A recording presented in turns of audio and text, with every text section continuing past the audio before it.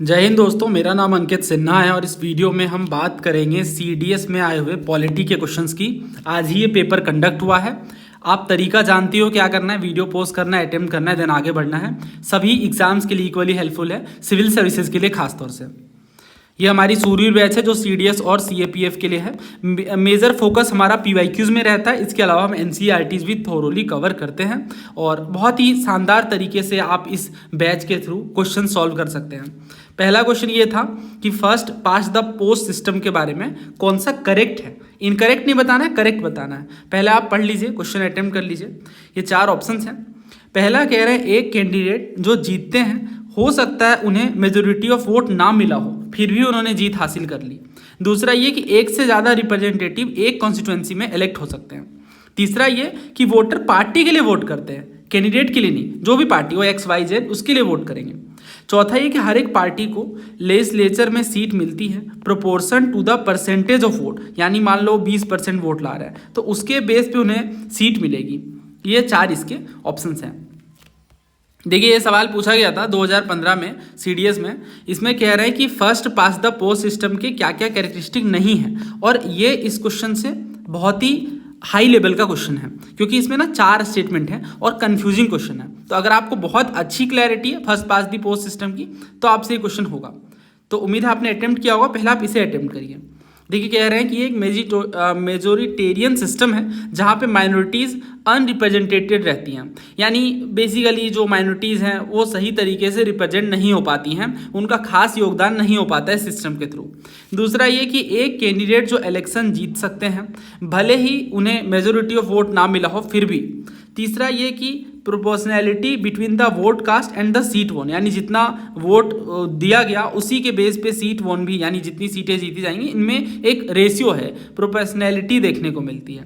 चौथा ये कह रहे हैं हमेशा ही 2 पार्टी सिस्टम हो जाता है और स्टेबल और अकाउंटेबल गवर्नमेंट ये प्रोवाइड करता है। ये 11th क्लास की पॉलिटी का चैप्टर 3 है एनसीईआरटी का, और चैप्टर का नाम है इलेक्शन एंड रिप्रेजेंटेशन। इसमें बहुत ही डिटेल में एफपीटीपी और पीआर सिस्टम की बात की गई है। हमने भी कई बार इसे डिस्कस किया है बिकॉज पास्ट ईयर में बहुत सारे सवाल पूछे गए हैं। मैं आपको ब्रीफली समझाऊंगा। देखिए, first pass the post system बहुत ही सिंपलेस्ट मेथड है। इसमें हमारी कंट्री को जोग्राफिकल यूनिट में हम डिवाइड कर देते हैं जिन्हें हम कॉन्स्टिट्यूएंसी कहते हैं। हर एक कॉन्स्टिट्यूएंसी में एक रिप्रेजेंटेटिव होते हैं जो उस कॉन्स्टिट्यूएंसी को रिप्रेजेंट कर रहे होते हैं। यहाँ पे वोटर कैंडिडेट के लिए वोट करता है, जो भी नाम है, ठीक है, XYZ जो भी नाम है उसके आधार पे वोटिंग होती है, पर्सन के नाम पे वोटिंग होती है, पार्टी के नाम पे नहीं वोटिंग होती है। तो इसलिए तो सिंपल है, मान लो 10 लोग खड़े हुए, उसके बेस पे लोग वोट कर देंगे।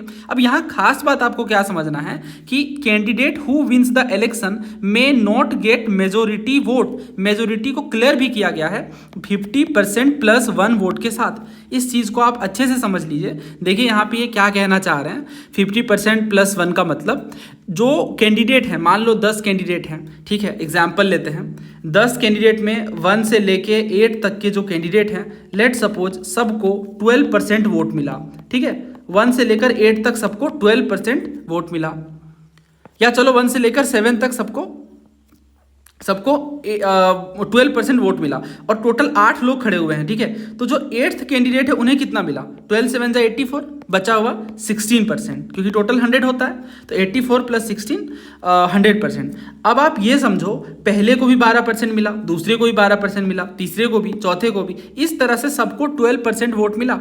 लेकिन यहाँ पे चुनाव में जीत किनकी हुई, इस 8th कैंडिडेट की हुई जिनको 16% वोट मिला था। दैट मीन्स 84% लोगों ने इन्हें सेलेक्ट नहीं किया है, फिर भी ये अपनी कॉन्स्टिट्यूएंसी को रिप्रेजेंट करेंगे। तो ये है एफपीटीपी का मतलब। तो आप समझ रहे हो, ये सिंपल तो है, आपको सिंपली वोट करना है, जिसको सबसे ज़्यादा मिल गया, हमें नहीं मतलब 50% मिला या नहीं, जिसको सबसे ज़्यादा मिल गया, भले ही 1 वोट भी ज़्यादा मिल जाए, वो चुनाव जीत गया। बहुत सिंपल है ये। जैसे यूके में, इंडिया में हमने यही सिस्टम अडॉप्ट करा है। लेकिन यहाँ पे एक नुकसान भी है जो मैंने आपको बताया कि 84% लोगों ने नहीं चुना, फिर भी वो जीत के आ गए। तो पार्टी को ज़्यादा सीट मिल सकती है वोट के मुकाबले इन द लेजिस्लेचर। इसी के ऑपोजिट में एक और सिस्टम है जिसे हम प्रोपोर्शनल रिप्रेजेंटेशन सिस्टम कहते हैं। इसमें क्या होता है, देखो, लार्ज जोग्राफिकल एरिया को हम कॉन्स्टिट्यूएंसी के रूप में डिक्लेयर करते हैं। इनफैक्ट कभी कभी पूरी कंट्री भी सिंगल कॉन्स्टिट्यूएंसी के रूप में देखी जाती है। अब यहाँ पे बात आपको ये समझनी है कि एक कॉन्स्टिट्यूएंसी में एक से ज़्यादा रिप्रेजेंटेटिव इलेक्ट हो सकते हैं। और यहाँ पे वोटर पार्टी के लिए वोट कर रहे हैं, यहाँ पे देखो कैंडिडेट के लिए वोट कर रहे थे, तो ये डिफरेंस है। हर एक पार्टी को सीट मिलती है उनके वोट के परसेंटेज के हिसाब से, और जो कैंडिडेट जीतते हैं ना उन्हें मेजोरिटी ऑफ वोट मिलता है। और यहाँ पे समझ आ रहा है कि जो क्राइटेरिया है 50% + 1 का वो फुलफिल होना चाहिए। इजराइल, नीदरलैंड्स वगैरह में हमें PR सिस्टम देखने को मिलता है। अब इसके बेस पे जो क्वेश्चन कह रहे हैं कि ये एक मेजोरिटेरियन सिस्टम है जहाँ पे माइनॉरिटीज़ अनरिप्रेजेंट रहती हैं, तो हम पहले फैक्चुअल वाले स्टेटमेंट्स को एलिमिनेट करने की कोशिश करेंगे। तो इसमें जो कह रहे हैं कि ये हमेशा ही 2 पार्टी सिस्टम होगा, नहीं, FPTP में कहाँ 2 पार्टी सिस्टम होता है। ये चीज़ तो प्रोपोर्शनल रिप्रेजेंटेशन में देखने को मिलती है। इसमें तो सिंपली जितने लोग हैं भले ही उनके पास जो भी पार्टीज हों, तो चौथा हो जाता है गलत, और हमसे गलत ही पूछा गया है, यानी हमारे आंसर में 4 आएगा, है ना, 4 आएगा। तो 4 बस 2 ऑप्शंस में दिख रहा है मुझे, एक तो A में दूसरा D में, तो ये 2 तो हट जाते हैं। अब हमें थर्ड चेक करना है, it generates proportionality between the vote cast and seat won. अब देखो जो वोट मिला और उसके बेस पे जो सीट जीती गई, ये प्रोपोर्शनलिटी हमें यहाँ पे PR सिस्टम में देखने को मिलती है। हर एक पार्टी को सीट मिलता है उनके वोट परसेंटेज के प्रोपोर्शन में। दैट मीन्स ये जो मेथड है वो FPTP का नहीं बल्कि किसका है, first pass the post system का नहीं बल्कि प्रोपोर्शनल का है। तो थर्ड स्टेटमेंट जो है वो भी गलत है। दैट मीन्स हमारा आंसर होगा ऑप्शन A। बाकी के जो दोनों स्टेटमेंट है पहला और दूसरा वो सही हैं। ये एक मेजोरिटेरियन सिस्टम है, आप देख ही रहे हो, और यहाँ पे माइनॉरिटीज़ अनरिप्रेजेंटेड रह सकती हैं, क्योंकि सिंपली यही कहा गया जो ज़्यादा वोट लेके आएगा वो जीत जाएगा। तो अब आप रीज़न समझ गए ना, ज़्यादा वोट किन्हें मिलेगा, जो मेजोरिटी में है उन्हें मिल जाएगा। तो ये एक बात है। और जो दूसरा कह रहे हैं कि एक कैंडिडेट जो इलेक्शन जीत चुके हैं भले ही उन्हें मेजोरिटी ऑफ वोट से कम मिला है, तो अभी मैंने आपको एग्जांपल दिया, बस 16% वोट मिला है, लेकिन बाकियों को तो उससे भी कम मिला है। तो ये इसी वजह से क्रिटिसिज्म होता है FPTP सिस्टम का कि ये तो सही सिस्टम नहीं है, लेकिन हमारी कंट्री के हिसाब से बहुत सारे रीज़न थे जिस हिसाब से हमने इसे अडॉप्ट किया है, तो सही बैठता है फिर। तो ये बात है सारी। अब इस क्वेश्चन को आप देख लीजिए, आपके पेपर में पूछा गया, ये बहुत आसान आपको लगेगा। तो इसमें कह रहे हैं कि एक कैंडिडेट जो जीतते हैं भले उन्हें मेजोरिटी ऑफ वोट ना मिला हो, तो ये तो पहला ही सही है ना यहाँ पे। बाकी के देखो आप मोर देन 1 रिप्रेजेंटेटिव, ये तो गलत है, अभी हमने देखा PR सिस्टम की बात है, या पढ़ सकते हो NCERT में साफ तौर से, है ना। ये देखिए कि 1 से ज़्यादा 1 से ज़्यादा रिप्रेजेंटेटिव इलेक्ट हो सकते हैं एक पर्टिकुलर कॉन्स्टिट्यूएंसी में। देन इसके बाद जो तीसरा कह रहा है वोटर पार्टी के लिए वोट करते हैं, ये तो PR सिस्टम में होता है। उसके बाद चौथा कह रहे हैं परसेंटेज के हिसाब से, तो ये चीज़ें भी PR सिस्टम का पार्ट है। तो एक ही आंसर बचता है। अगर आपने CDS का ये क्वेश्चन किया है जहाँ पे इन्होंने लिखा है कि अ कैंडिडेट में win an election if even he और सी गेट लेस देन मेजोरिटी, तो यही वाला सेम स्टेटमेंट यहाँ पे पूछ लिया गया। तो ये PYQ का डायरेक्ट क्वेश्चन है, इसमें कुछ सोचने की बात नहीं है। सेकेंड स्टेटमेंट अगर आपको पता है करेक्ट है, जो कि आसान है समझना, तो इस हिसाब से आप डेफिनेटली इस क्वेश्चन को सॉल्व कर सकते हैं। और इसे मैं इजी की कैटेगरी में रखूंगा बिकॉज ये हर जगह पे कवर्ड है। कुछ बातें मैं आपको और समझा देता हूँ FPTP के बारे में, ताकि आपका ये टॉपिक पूरा पक्का हो जाए, कभी गलत ना हो इससे क्वेश्चन। तो ये जो सिस्टम है FPTP यानी first past the post system, इसका मतलब है कि ये एक ऐसा इलेक्टोरल सिस्टम है जहाँ पे वो कैंडिडेट जिन्हें हाईएस्ट नंबर ऑफ वोट मिला है, candidate having highest number of vote, वो चुनाव जीत जाएंगे। तो candidate having the highest number of vote is declared elected, ये पहली बात। और इसे ही हम प्लूरैलिटी सिस्टम कहते हैं, प्लूरैलिटी सिस्टम, या फिर इसे ही आप सिंपल मेजोरिटी सिस्टम कह सकते हो। और इसका रीज़न आप समझ रहे हो क्यों कहते हैं, क्योंकि इसमें सिंपल है, सारे लोग चुनाव में खड़े हैं और उसके हिसाब से हमें वोटिंग करनी है। और ये इंडिया में किस पर्टिकुलर हाउस में ये देखने को मिलता है, तो लोकसभा में, और इसके अलावा स्टेट लेजिस्लेटिव असेंबलीज में। तो इन इलेक्शंस में आपको FPTP सिस्टम देखने को मिलेगा, यानी आप विधायक का अगर वोटिंग, या अगर विधायक की वोटिंग हो रही हो और अगर आप उन्हें इलेक्ट करने जा रहे हो, तो डेफिनेटली आप देखोगे कि कौन से कैंडिडेट को आपको वोटिंग करनी है। जिन्हें सबसे ज़्यादा वोट मिल जाएंगे वो चुनाव जीत जाएंगे। तो यहाँ पे सिंगल मेंबर की कॉन्स्टिट्यूएंसी है, ये बात अच्छे से समझ लीजिए, सिंगल मेंबर की कॉन्स्टिट्यूएंसी है।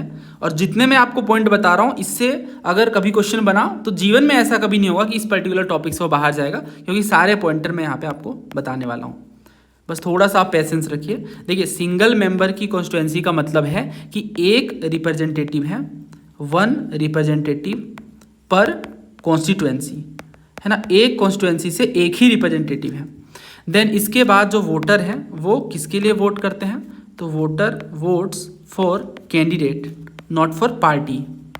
ये बात भी आपको समझनी है। इसी वजह से निर्दलीय जो लोग खड़े होते हैं बिना पार्टी के, उन्हें भी वोटिंग मिलती है। और इसी के साथ ही इसका फ़ायदा वही है कि ये तो सिंपल है, समझना आसान है, क्विक रिजल्ट है, देख लो जिससे ज़्यादा वोट मिल गई वो जीत गया। और इसके नुकसान है, जैसे मैंने आपको बताया, इवन 10% भी वो वोट जीत रहा है या 20% 30%, तो वो चुनाव जीत जाता है बिना मेजोरिटी के भी। तो डिसएडवांटेज में आप यही समझ लो कि जो विनर है may not have majority of vote, जो मैंने आपको एग्जाम्पल से समझाया। और इसके बाद बहुत सारी पार्टीज़ बन जाती हैं ना, ये भी एक नुकसान है, बहुत सारी स्मॉलर पार्टीज़ बन जाती हैं। और इसी के साथ ही रीजनलिज्म इनक्रेज होता है, तो strong hold dominate, local dominate देखने को मिलता है। कई बार vote share versus seat share mismatch देखने को मिलते हैं।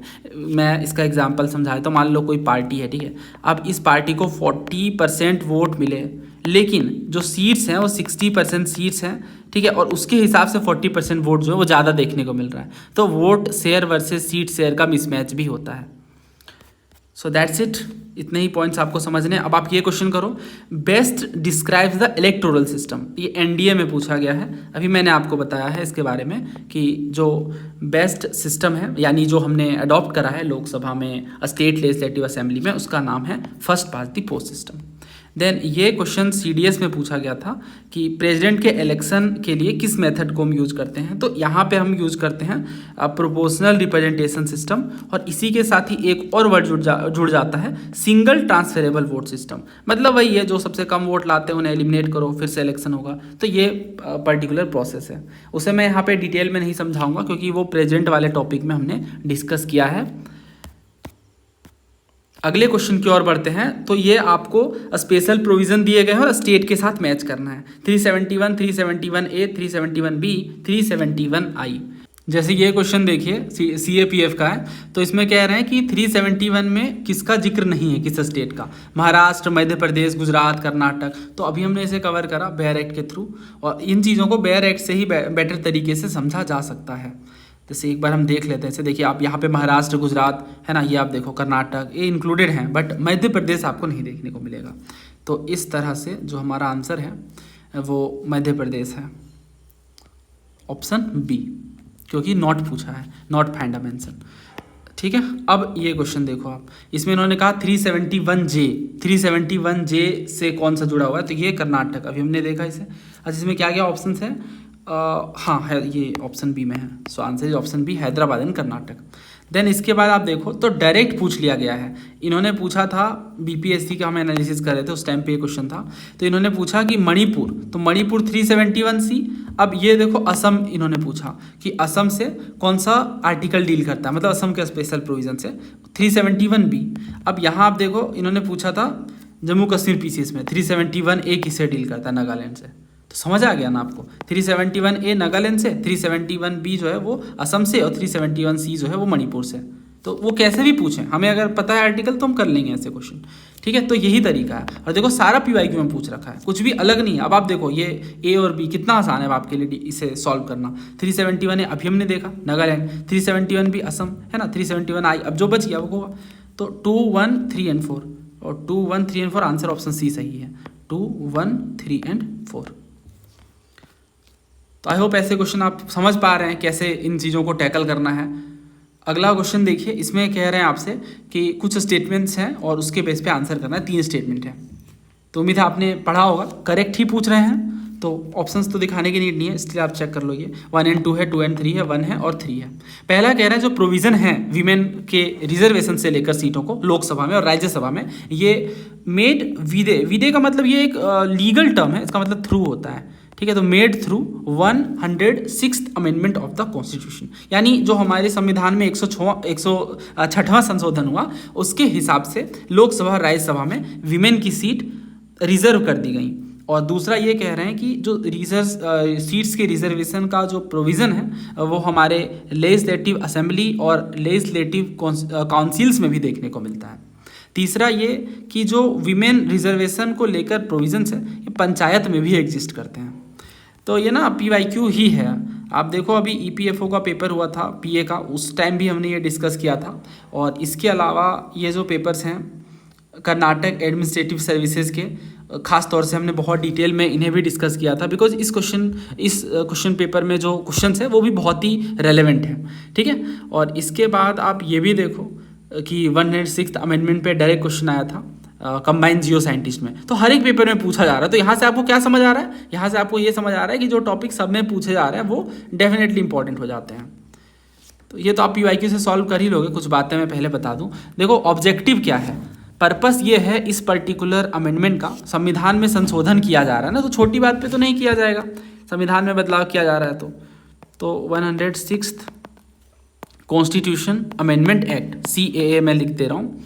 अब इसमें बात यह है, ऑब्जेक्टिव ये है कि 1/3 जो टोटल सीट्स हैं लोकसभा का और स्टेट लेजिस्लेटिव असेंबली का वो विमेन के लिए रिजर्व किया जाएगा, विमेन के लिए रिजर्व रखा जाता है। तो ये पर्टिकुलर जो पर्पस है 33% का वो ध्यान रखिएगा। देन इसका आप जान लो पहले भी बहुत बार बिल पास हुए, 96 में आया, 98 में आया, 2009 में भी आया था, इनफैक्ट 10 में 14 में बहुत बार बिल इंट्रोड्यूस होते थे, बट वो पास नहीं हो पाते थे। लेकिन फाइनली ये पास हो गया 2023 में, है ना, जिसे हम कहते हैं विमेन रिजर्वेशन एक्ट के नाम से जानते हैं। तो इसमें ना कुछ आर्टिकल भी जोड़े गए, वो भी मैं आपको बता देता हूँ, सिविल सर्विसेज के लिए बहुत ज़्यादा आपके काम आ जाएंगे ये। तो आर्टिकल इंसर्ट किए गए इसमें, पहला आर्टिकल जो जोड़ा गया वो है 330A का, ठीक है, 330A। और इस पर्टिकुलर आर्टिकल में कहा गया कि लोकसभा में विमेन रिजर्वेशन की बात की जाएगी, रिजर्वेशन ऑफ विमेन। देन इसके बाद 332A इस आर्टिकल को जोड़ा गया और इसमें यह कहा गया कि रिजर्वेशन होगा for women's in state legislative assemblies. Then 239AA इस आर्टिकल को भी जोड़ा गया और इसमें यह कहा गया कि रिजर्वेशन होगा विमेन सीट का, for women seat in NCT of Delhi. आप जानते हो इसका रीजन।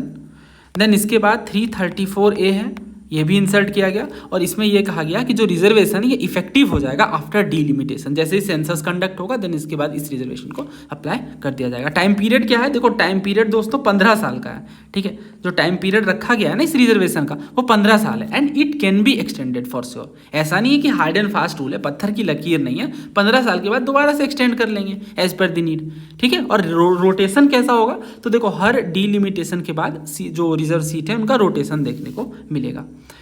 तो ये नीड क्या थी, ज़रूरत क्या पड़ी इस चीज़ की, तो आप जानते ही हो कि जो वीमेन MPs हैं लोकसभा में वो बहुत ही अंडर रिप्रेजेंटेड हैं, यानी महिलाओं की संख्या काफ़ी कम है। अगर मैं आपको एक फैक्ट बताऊं तो ओनली 82 वीमेन MPs इन लोकसभा, ये देखने को मिला, जो कि केवल 15% है। तो पॉपुलेशन अराउंड 50% के आसपास है और जो रिप्रेजेंटेशन है उनमें केवल 15% है। और राज्यसभा में तो ये आंकड़ा और भी कम है, 31 है केवल। बट आपको यही समझना पड़ेगा कि राज्यसभा के लिए ये जो सीट्स हैं वो रिजर्व नहीं रखी गई हैं वीमेन के लिए। देखो हमने जो डिस्कस करा उसमें मैंने आपको यही बताया कि एक तो जो टोटल सीट्स हैं लोकसभा में, इसके अलावा स्टेट लेजिस्लेटिव असेंबली में, इन्हीं दो में रिजर्वेशन की बात की गई है। तो कंफ्यूज नहीं करना है आपको, है ना। तो अब देख लेते हैं, पहला कह रहे हैं ये कि लोकसभा और राज्यसभा दोनों में सीटें रिजर्व की जाएगी। इसी चीज़ को इन्होंने यहाँ भी पूछा था, EPFO के भी पेपर में पूछा था, PA में। देखो इन्होंने क्या कहा 106th अमेंडमेंट के बारे में। पहला ये कि इसमें वीमेन के सीट की रिजर्वेशन देखने को मिलती है NCT ऑफ दिल्ली में भी, तो हमने पढ़ा, आर्टिकल भी मैंने आपको बताया 239AA में, तो ये बात सच है। बट इसमें जो दूसरी बात कह रहे हैं कि प्रोविज़न देखने को मिले लोकसभा राज्यसभा के, ये गलत हो जाता है। लोकसभा और स्टेट लेजिस्लेटिव असेंबली में हमें ये पर्टिकुलरली रिजर्वेशन वाली बात देखने को मिली, विमेन रिजर्वेशन की बात। तो इस वजह से आंसर A है यहाँ पे। तो अगर हमें ये पता है कि राज्यसभा में नहीं है तो इस हिसाब से हम इसको एलिमिनेट कर देंगे, क्योंकि यहाँ पे इन्होंने कहा है लेजिस्लेटिव असेंबली में, काउंसिल में भी नहीं देखने को मिल रहा है। लेजिस्लेटिव काउंसिल तो हर स्टेट में है भी नहीं, तो आप लेजिस्लेटिव काउंसिल में कैसे रिजर्वेशन की बात करोगे। तो ये तो ऐसे भी आप एलिमिनेट कर सकते हो। और यहाँ भी इन्होंने राज्यसभा कहा है तो यहाँ भी आप एलिमिनेट कर दोगे। तो हमसे शायद सही वाला पूछा है, गलत वाला तो पूछा है नहीं। तो 1 और 2 हटा दो, तो ये भी हट गया, देन ये भी हट गया, अब बाकी चेक कर लेते हैं। अच्छा 2 भी हट गया तो ये भी हट गया, हमारे पास सिर्फ एक लौता आंसर बचा D 3 ओनली। इसमें कह रहे हैं there are provision for the reservation of seat for women. Yes we all know that कि पंचायत में वीमेन का रिजर्वेशन तो है ही। सो आई होप आपको सारी बातें समझ आई। अगर आई तो इस सवाल को करिए। ये 4 स्टेटमेंट्स हैं A B C और D। तो वीडियो पोस्ट करके आप पहले इन्हें पढ़ लीजिए, फिर मैं आपको ऑप्शन दिखाता हूँ इनके। ये इसका ऑप्शन है सिंपल सा कि चारों सही है, तीनों सही है, 2 ऑप्शन सही है इसमें से, या एक ही स्टेटमेंट सही है। एक एक करके डिस्कस करते हैं। देखिए पहला कह रहे हैं कि इसमें विमेन के सीटों की रिजर्वेशन देखने को मिलती है in the house of people, यानी लोकसभा और स्टेट लेजिस्लेटिव असेंबली। तो आई गेस ये स्टेटमेंट बिल्कुल सही है, इसमें कुछ भी गलत नहीं है। अभी हमने ये डिस्कस किया है कि लोकसभा और स्टेट लेजिस्लेटिव असेंबली में देखने को मिलता है रिजर्वेशन। देन दूसरा कह रहे हैं कि इनमें एनसीटी ऑफ दिल्ली में भी विमेन रिजर्वेशन, सच बात है ये। तीसरा कह रहे हैं ये इफेक्ट में आएगा immediately after the delimitation exercise done, यही हमने अभी डिस्कस किया। चौथा ये कि रिजर्वेशन 15 साल के लिए है ना, और इसके बाद ये सीज टू इफेक्ट, यानी 15 साल के बाद ये इफेक्ट में नहीं रहेगा। बट आप जानते हो फिर एक्सटेंड कर लिया जाता है यूजुअली, ठीक है, नॉट हमेशा तो नहीं बट यूजुअली एक्सटेंड किया जा सकता है। तो इस हिसाब से ना चारों सही हैं। सो आंसर बनता है स्टेटमेंट 1। तो आप देखो आप कोई सा भी PYQ करके जा रहे हो तो आप ऐसे क्वेश्चन बहुत आसानी से मार्क कर सकते हो। देन ये देखो, तो इसमें इन्होंने पूछा कि कितने साल के लिए, हाउ मेनी ईयर्स, तो समझ गए होगे आप इसका आंसर, तो 15 साल के लिए।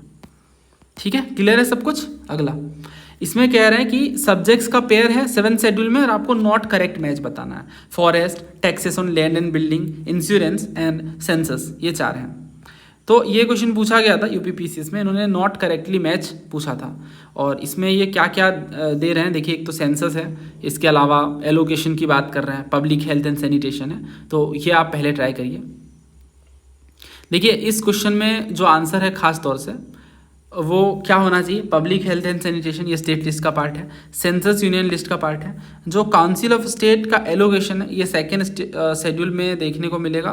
तो एक कोरिया के स्टूडेंट को भी पता है कि हमारे कॉन्स्टिट्यूशन में, क्योंकि हमारे देश का संविधान सबसे प्यारा है, तो 4th शेड्यूल में ये देखने को मिलता है, ना कि 2nd में। तो यही गलत है और गलत वाला हमने पकड़ लिया है। चौथा कह रहा है एंटी डिफेक्शन, तो ये सच है, एंटी डिफेक्शन 10th शेड्यूल में। तो अगर आपको ये पता है कि जो सेंसस है वो यूनियन लिस्ट का पार्ट है, यहाँ इन्होंने कहा सेंसस कंकरेंट लिस्ट का पार्ट है, तो गलत हो गया। हमसे इन्होंने पूछा गलत वाला, तो ये रहा आंसर D, है ना। तो PYQs काम करते हैं। बाकी देख लेते हैं थोड़ा। इन्होंने कहा कि कौन सा कंकरेंट लिस्ट में नहीं जोड़ा गया 42nd अमेंडमेंट में, और ये सवाल पूछा गया CAPF 2012 में। तो क्या होगा इसका आंसर, पहला कह रहे हैं फैमिली प्लानिंग, दूसरा फॉरेस्ट, तीसरा एजुकेशन और चौथा रेलवेज। देखो जो रेलवेज है वो कंकरेंट का पार्ट तो है नहीं, आप जानते हो रेलवेज जो है वो यूनियन का पार्ट है, तो इस तरह से ये हो जाता है गलत, मतलब ये 42nd में नहीं जोड़ा गया कंकरेंट में। So answer is D। Then इसके बाद ये क्वेश्चन कर लेते हैं। इन्होंने कहा कि कौन सा जो सब्जेक्ट है ये यूनियन लिस्ट में है, और ये सिविल सर्विसेज का क्वेश्चन है। बहुत सारे सवाल पूछे गए हैं। पहला कह रहे हैं regulation of labour and safety in mines in all fields, दूसरा एग्रीकल्चर, तीसरा फिशरीज और चौथा पब्लिक हेल्थ। तो यहाँ पे जो आंसर है वो कौन सा सही है, regulation of labour and safety in mines and oil fields. ठीक है, ये जो है यूनियन लिस्ट का पार्ट है। बाकी एग्रीकल्चर, फिशरीज और पब्लिक हेल्थ आप जानते हो स्टेट लिस्ट का पार्ट है। तो एग्रीकल्चर आप स्टेट लिस्ट का इसलिए पार्ट है क्योंकि हर स्टेट में अलग अलग तरीके से एग्रीकल्चर होती है, ज़्यादा आसान होता है मैनेज करना, तो ये इसके पीछे का रीजन है। फिशरीज वगैरह भी आप टॉपिक समझ सकते हो, ये भी एग्रीकल्चर से ही जुड़ा हुआ है ना। ये क्वेश्चन देखिए सिविल सर्विसेज 2004 का है। इसमें वही सेम क्वेश्चन है, नॉट करेक्टली मैच आपको बताना है। पहला कह रहा है फॉरेस्ट कंकरेंट लिस्ट, सच बात है, ये फॉरेस्ट कंकरेंट लिस्ट का पार्ट है ना। देन स्टॉक एक्सचेंज कह रहा है कंकरेंट नहीं, स्टॉक एक्सचेंज तो कंट्री के लेवल पे प्रभावित करता है, तो इसलिए यूनियन लिस्ट का पार्ट है। और स्टॉक एक्सचेंज, फ्यूचर मार्केट वगैरह यूनियन लिस्ट के एंट्री 48 में देखने को मिलता है। तीसरा कह रहा है पोस्ट ऑफिस सेविंग बैंक, हाँ ये यूनियन लिस्ट का पार्ट है। और पब्लिक हेल्थ स्टेट लिस्ट का पार्ट है, जैसा कि हमने ऊपर भी डिस्कस किया है। देन ये देख लो आप कौन सा नॉट करेक्ट है वो आपको बताना है। इसमें कह रहे हैं जो एग्रीकल्चर इनकम पे टैक्स लगता है वो स्टेट लिस्ट का पार्ट है। दूसरा प्राइस कंट्रोल कंकरेंट लिस्ट का पार्ट है। तीसरा इंश्योरेंस जो है वो यूनियन लिस्ट में नहीं आता है, गलत कह रहे हो आप, यूनियन लिस्ट में ही आता है इंश्योरेंस, तो इस वजह से। अच्छा पता है आपको मैं एक बात बताऊं दोस्तों, ये जो क्वेश्चंस होते हैं बहुत बार आप ना ओड वन आउट से ही पता कर सकते हो। जैसे आप देखो ये 4 स्टेटमेंट है, यहाँ पे सब में पॉजिटिव स्टेटमेंट है, is a subject, is a subject. यहाँ इन्होंने कहा इज नॉट अ सब्जेक्ट, आप समझ रहे हो ना मेरी बात। तो मैं ये नहीं कह रहा कि यही हर जगह पे अप्लाई होगा, लेकिन मोस्टली क्वेश्चन में ये देखने को मिलता है ओड वन आउट। अगर आपने PYQ बहुत अच्छे से करा है तो ये ट्रिक्स आप ऑटोमेटिकली सीख जाते हो, क्योंकि आप सारे क्वेश्चन नहीं जानते हो सिविल सर्विसेज में खास तौर से। सो या it works. Reserve bank of India और जो इंश्योरेंस है वो यूनियन लिस्ट का पार्ट है, ये आपको ध्यान रखना है।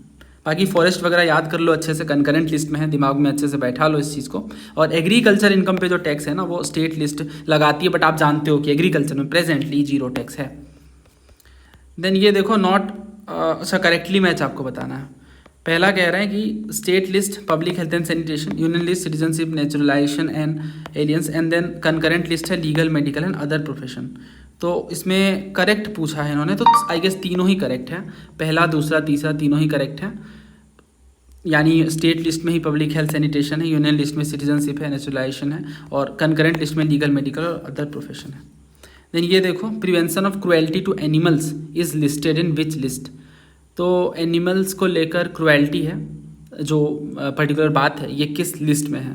तो ये जो है वो कंकरेंट लिस्ट में है, आंसर ऑप्शन सी। और ये बीपीएससी का क्वेश्चन है। तो हर तरह के एग्जाम में ऐसे क्वेश्चन पूछे जाते हैं, ठीक है, हर तरह के पेपर में हमने देखा कि इस तरह के क्वेश्चन पूछे जाते हैं।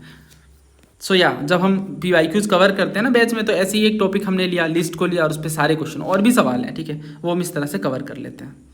तो अगर आपने ये अब अगर आप करके जा रहे हो तो अभी आपको टिप्स पे आ गया होगा कि फॉरेस्ट कंकरेंट में है, जो टैक्स लगाया जा रहा है लैंड बिल्डिंग वगैरह में स्टेट लिस्ट का पार्ट है, इनफैक्ट एग्रीकल्चर में भी।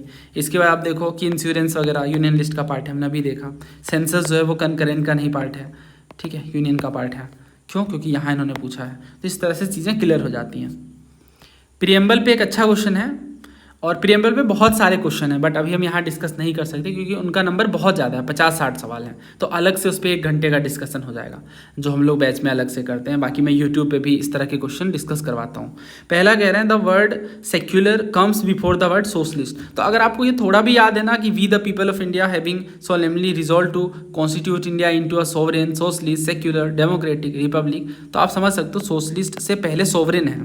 यहाँ पे इन्होंने कहा है socialist comes before the word secular, comes before the word socialist, यानी सोशलिस्ट से पहले आता है सेक्युलर, गलत, सोशलिस्ट से पहले आता है सोवरेन, सोवरेन आता है, ये देखो आप, यानी सार्वभौम। क्योंकि हमारे लिए सबसे इंपॉर्टेंट वर्ड तो यही है ना कि हम सोवरेन हैं, सार्वभौम है, हमारे देश में हमारी मर्जी चलेगी। कल को कोई दूसरे देश का इंसान हमें नहीं बता सकता कि हमें अपने देश को कैसे लीड करना है ना, ये है सोवरेन का मतलब। तो ये सबसे ज़्यादा इंपॉर्टेंट बात है आई गेस। तो इसके बाद सोवरेन के बाद सोशलिस्ट है। देन इसके बाद इन्होंने कहा अच्छा ये एक अगर आप हटा दो तो आई गेस आंसर निकल जाता है। सो आंसर इज बी 2 और 3। बाकी जस्टिस जो है इक्वेलिटी से पहले आता है, देख लेते हैं। जस्टिस आप देख सकते हो इक्वेलिटी से पहले है। और इसके बाद कह रहे हैं word fraternity comes after the word liberty, यानी लिबर्टी के बाद फ्रेटर्निटी आता है। तो ये लिबर्टी यहाँ पे, और लिबर्टी के बाद फ्रेटर्निटी देखने को मिल रहा है। तो इस हिसाब से दूसरा और तीसरा सही है, बट पहला गलत है। मोशंस के बारे में क्वेश्चन है। पहला कह रहे हैं जो नो कॉन्फिडेंस मोशन है ये इंडिविजुअल मिनिस्टर के खिलाफ भी लाया जा सकता है। दूसरा कह रहा है जो नो कॉन्फिडेंस मोशन है ये ग्राउंड्स बताना पड़ेगा कि आप किस बेस पे लेके आ रहे हो। तीसरा ये कि जो राज्यसभा है इनके पास ये पावर नहीं है कि वो नो कॉन्फिडेंस मोशन लेके आए। और चौथा ये कि जो सेंसर मोशन है ये लाने के लिए आपको ग्राउंड्स बताने की नीड नहीं है। तो मोशंस पे बहुत सारे क्वेश्चन पूछे गए हैं, तो हम कुछ क्वेश्चंस को डिस्कस कर लेते हैं। देखिए 2 स्टेटमेंट्स हैं इसमें, एसओ का पेपर में पूछा गया है। पहला कह रहे हैं जो नो कॉन्फिडेंस मोशन है केवल काउंसिल ऑफ मिनिस्टर के खिलाफ लाया जा सकता है, लेकिन सिंगल मिनिस्टर के खिलाफ नहीं लाया जा सकता है। और दूसरा कह रहे हैं कि ऐसा कानून में नहीं है, कानून में ऐसा कुछ भी नहीं बताया गया है कि या तो ये against either for or against a censure motion being moved against a single minister under ruling related to motion in general. यानी आसान शब्दों में कहें तो जो सेंसर मोशन है, निंदा प्रस्ताव है, it can be moved against the government as a whole or an individual minister. कोई ऐसा कानून नहीं कि इस चीज़ को रोक रहा है, इंडिविजुअल के खिलाफ भी लाया जा सकता है। तो ये कहना चाह रहे हैं कि इंडिविजुअल एक व्यक्ति विशेष के खिलाफ भी आप सेंसर मोशन निंदा प्रस्ताव लेके आ सकते हो। तो ये बात सच कह रहे हैं। ये निंदा करनी तो आप एक व्यक्ति विशेष की एक्टिविटीज़ की भी कर सकते हो ना, कि एक पर्सन एक पर्टिकुलर एमपी है और ये इन्होंने इस तरह से ये चीज़ें गलत करा या इनकी पॉलिसी में ये खराबी है। So it is correct, first one is also correct. जो नो कॉन्फिडेंस का मोशन है वो काउंसिल ऑफ मिनिस्टर के खिलाफ लाया जा सकता है। बट इंडिविजुअल मिनिस्टर के खिलाफ आप नहीं ला सकते हो, क्योंकि ये बहुत इंपॉर्टेंट बात है। आर्टिकल 75 में उन्होंने कहा है कि जो काउंसिल ऑफ मिनिस्टर है कलेक्टिवली रिस्पॉन्सिबल होती है लोकसभा को। तो इस वजह से जो नो कॉन्फिडेंस मोशन है वो हमेशा लाया जाता है एंटायर काउंसिल, पूरे के पूरे मंत्री परिषद के खिलाफ लाया जाता है। और ये अगर पास हो जाता है तो गवर्नमेंट को रिजाइन करना पड़ता है ना, क्योंकि इस पर आप सवाल उठा रहे हो कि क्या आपके पास ये कॉन्फिडेंस है, विश्वास है कि आप गवर्नमेंट को स्टेबल रख पा रहे हो। तो इस वजह से ये, अगर आप लॉजिक समझ पा रहे हो ना पॉलिटी में, तो बहुत आसानी से आप इसे रिजेक्ट कर सकते हो। जैसे ये देखो, सेंसर मोशन में आपको रीज़न बताना पड़ेगा, क्योंकि आप निंदा कर रहे हो तो कारण तो बताओ। लेकिन नो कॉन्फिडेंस मोशन में आपको रीज़न बताने की नीड नहीं है, क्योंकि ये बहुत इंपॉर्टेंट मुद्दा है ना। ये बहुत इंपॉर्टेंट बात है कि गवर्नमेंट स्टेबल है या नहीं। दूसरा कह रहे हैं कि ये इंडिविजुअल मिनिस्टर या फिर ग्रुप ऑफ मिनिस्टर के खिलाफ लाया जा सकता है, क्योंकि आप निंदा करो तो एक व्यक्ति की करो या कंप्लीट काउंसिल ऑफ मिनिस्टर की करो। लेकिन नो कॉन्फिडेंस मोशन जो है आप एक इंसान के, मतलब एक एमपी के खिलाफ कैसे ला सकते हो, कंप्लीट काउंसिल ऑफ मिनिस्टर के खिलाफ लाना पड़ेगा। देन इसमें कह रहे हैं ये सेंसरिंग के लिए, यानी निंदा करने के लिए, फॉर स्पेसिफिक पॉलिसीज। बट ये तो देखने के लिए ना कि लोकसभा में आपका कॉन्फिडेंस है या नहीं। तो इसी वजह से नो कॉन्फिडेंस मोशन बस लोकसभा में लाया जाता है, राज्यसभा का कोई लेना देना नहीं नो कॉन्फिडेंस मोशन से। देन इसके बाद ये कह रहे हैं कि अगर ये पास हो गया तो काउंसिल ऑफ मिनिस्टर को रिजाइन करने की नीड नहीं है। पास हो गया तो फिर क्या होगा, काउंसिल ऑफ मिनिस्टर थोड़े ना रिजाइन होगी। बट नो कॉन्फिडेंस मोशन में तो डायरेक्टली रिजाइन करना पड़ेगा काउंसिल ऑफ मिनिस्टर को। सो ये है सारी बातें। अब आप इस क्वेश्चन को करो तो देखो इन्होंने क्या कहा, नो कॉन्फिडेंस मोशन इंडिविजुअल के खिलाफ लाया जा सकता है। तो क्या इसकी जो लैंग्वेज है वो सही है? नो कॉन्फिडेंस मोशन इंडिविजुअल के खिलाफ नहीं लाया जा सकता है, कंप्लीट काउंसिल ऑफ मिनिस्टर के खिलाफ लाया जाएगा। तो इस वजह से ये बात हो जाती है गलत। दूसरा कह रहे हैं no confidence motion must set out grounds, यानी आपको कारण बता, नहीं ये बहुत बड़ी बात है, इसमें आपको कारण बताने की नीड नहीं है। आप सिंपली ये चेक कर सकते हो गवर्नमेंट, यानी वो पर्टिकुलरली एमपीज ये चेक कर सकते हैं कि ये जो गवर्नमेंट है या ये जो काउंसिल ऑफ मिनिस्टर है ये कॉन्फिडेंस में है या नहीं। तो इस वजह से ये भी हो जाता है गलत। Rajya Sabha is not empowered to entertain a motion of no confidence, ये बात सच है। इसका कारण मैंने आपको बता दिया, बिकॉज आर्टिकल 75 में साफ तौर से कहा गया है कि जो काउंसिल ऑफ मिनिस्टर है वो लोकसभा को कलेक्टिवली रिस्पॉन्सिबल है, ना कि राज्यसभा को। तो समझ आ गया ना कि राज्यसभा का इससे लेना देना नहीं है। देन इसके बाद चौथा कह रहे हैं कि censure motion did not be based on specific ground. हाँ, निंदा करने के लिए need not be based on specific ground. Just a second, ये आप देखो सेंसर मोशन में क्या होता है, आपको रीज़न बताना पड़ेगा, ग्राउंड्स आपको बताने पड़ेंगे। ठीक है, आप निंदा कर रहे हो तो आपको कारण बताना पड़ेगा। तो ये भी हो जाता है गलत। तो पहला गलत, दूसरा गलत, चौथा गलत, बस तीसरा जो है वो सही है। एक चीज़ और बताता हूँ, मैं आपको ये बता रहा था कि नो कॉन्फिडेंस मोशन में जो आर्टिकल है वो 75 है। तो इसमें यही कहा गया है कि जो काउंसिल ऑफ मिनिस्टर है ये लोकसभा को कलेक्टिवली रिस्पॉन्सिबल होती है। ये बात आप जानते हो। इसका साफ और सीधा मतलब ये है कि they must always enjoy the confidence. Confidence का मतलब सपोर्ट होता है, enjoy the confidence of the majority in Lok Sabha. तो इस बात को अच्छे से आप समझ लीजिए कि लोकसभा में मेजोरिटी रिक्वायर्ड होती है। और इसी के साथ ही अगर any time majority support lost होता है तो इन्हें रिजाइन करना पड़ेगा।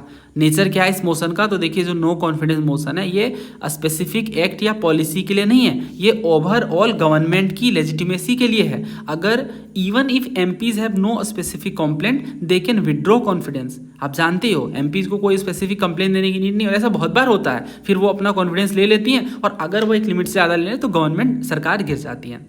सेंसर मोशन बहुत अलग है। सेंसर मोशन तो एक पर्टिकुलर एक्ट, पॉलिसी या डिसीजन के खिलाफ लाया जाता है, ग्राउंड्स आपको बताना पड़ेगा। लेकिन नो कॉन्फिडेंस में आपको मेजोरिटी सपोर्ट से जुड़ा हुआ है ये, और ग्राउंड्स बताने की नीड नहीं है।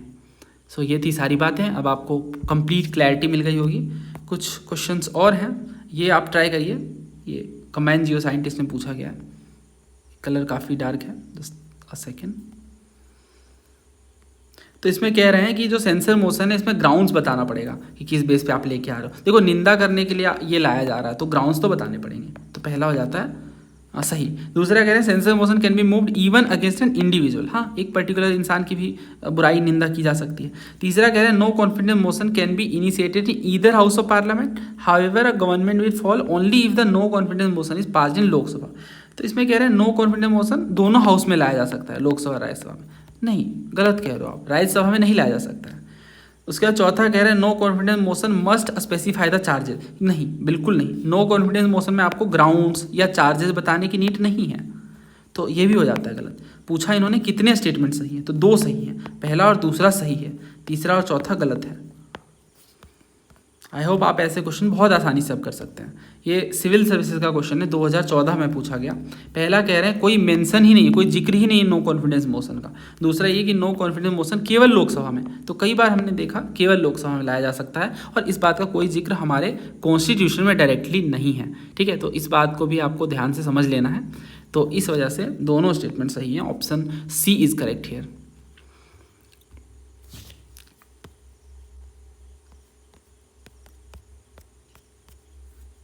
पार्ट 4A, तो पार्ट 4A आप जानती हो, पार्ट 4 जो है वो हमारा DPSP है, और पार्ट 4A का मतलब अमेंडमेंट करके जोड़ा गया, A B C इस तरह से ऐड कर देते हैं। तो ये फंडामेंटल ड्यूटीज़ को ऐड किया गया बाद में हमारे कॉन्स्टिट्यूशन में अमेंडमेंट करके। तो पार्ट 4A जो है वो फंडामेंटल ड्यूटीज़ के साथ डील करता है। अगला इन्होंने पूछा कि कौन सा लैंग्वेज 8th शेड्यूल में मेंशन्ड नहीं है, मणिपुरी, गोंडी, नेपाली, डोगरी। तो दोस्तों ये बाबा आदम के ज़माने से ऐसे क्वेश्चन पूछे ही जा रहे हैं। जैसे अभी सिविल सर्विस में ही पूछा गया था 71st अमेंडमेंट के बारे में कि कौन कौन से लैंग्वेज जोड़े गए, है ना। फिर ये पूछ लेते हैं, और भी सवाल हैं, कर लेते हैं सारे क्वेश्चन, थोड़ा ही टाइम लगेगा। देखो आप जानते हो ओरिजिनली 14 भाषाएँ थी, असमीज़ है, बंगाली है, गुजराती है, हिंदी है, कन्नड़, कश्मीरी, मलयालम, मराठी, उड़िया, पंजाबी, संस्कृत, तमिल, तेलुगु और उर्दू। बाद में ना सिंधी को जोड़ा गया, और ये ईयर भी याद रखिएगा, डायरेक्ट पूछते हैं। 1967 में 22nd अमेंडमेंट करके, है ना, 21st अमेंडमेंट करके इसे जोड़ा गया। देन इसके बाद 71st अमेंडमेंट होता है, और इसमें जोड़ा जाता है कोंकणी को, मणिपुरी को और नेपाली को। ठीक है, यहाँ पे मणिपुरी, नेपाली है और कोंकणी है। ठीक है, और जो 92nd अमेंडमेंट है इसमें 4 लैंग्वेज को जोड़ा जाता है, बोडो, डोगरी, मैथिली, और 22nd में आएगा संथाली के बाद मैथिली।